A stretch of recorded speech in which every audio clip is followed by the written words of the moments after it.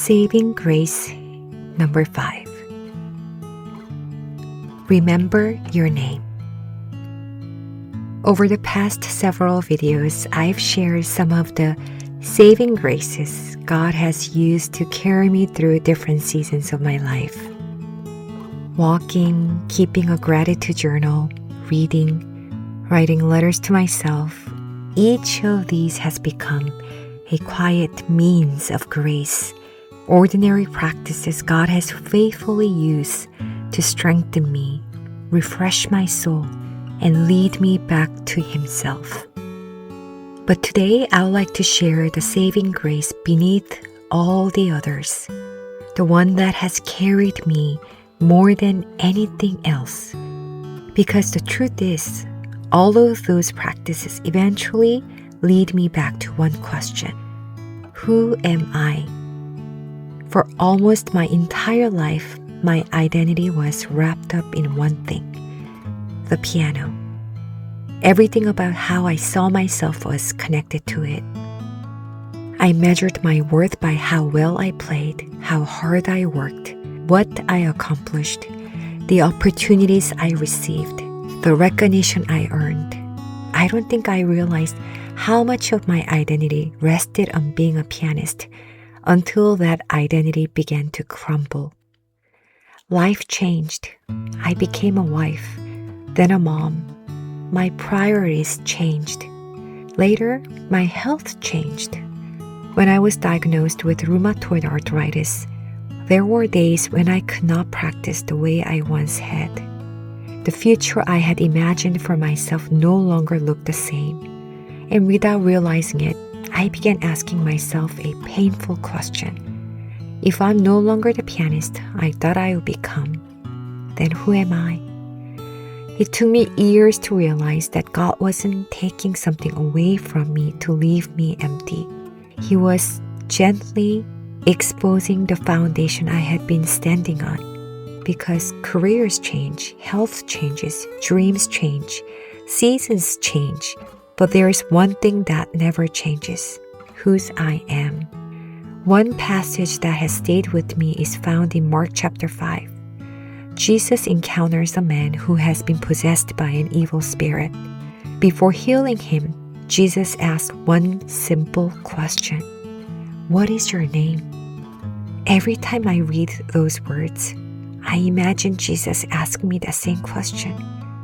What is your name? Not because He doesn't know, but because I so often forget. When discouragement overwhelms me, when fear becomes bigger than faith, when guilt convinces me I am not enough, when I begin defining myself by my failures, or my productivity, or my health, or other people's opinions, I can almost hear Him asking again, what is your name? Have you forgotten who you are? You are my beloved daughter.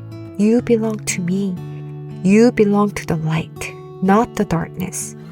You are under my loving care. You are not defined by your accomplishments. You are not defined by your illness. You are not defined by your fears.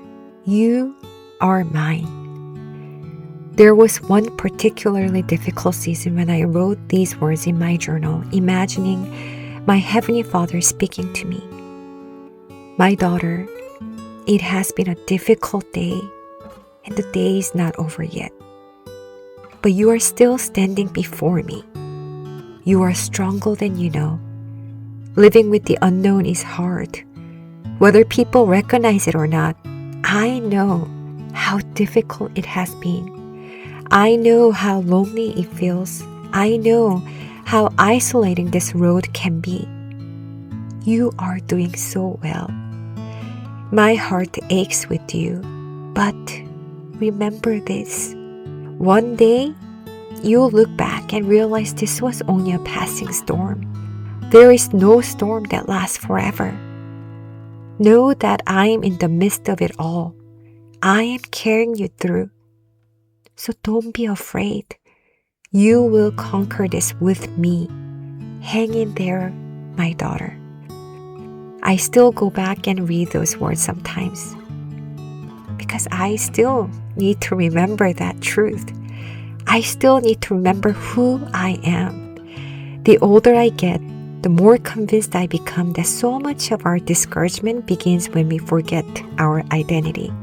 We forget that before we are teachers or parents or musicians or employees or caregivers, we are beloved children of God. That identity cannot be earned. It cannot be lost because of a bad day. It cannot be taken away by illness. It cannot be diminished by failure. It was given to us through His love. So whenever I feel discouraged, whenever I lose perspective, whenever I find myself questioning my worth, I return to that simple question: what is your name? And I let my Father answer it. My beloved daughter, my beloved son. Perhaps today you need a reminder too. Whatever burden you're carrying, whatever disappointment you're facing, whatever season you're walking through, remember your name. Remember whose you are. You are deeply loved. You are never alone. You are God's beloved child. And because of that, there is always hope. There is always grace.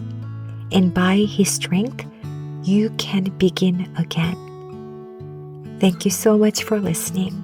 I pray that this entire Saving Grace series has encouraged you to draw a little closer to the one who has faithfully carried you through every season.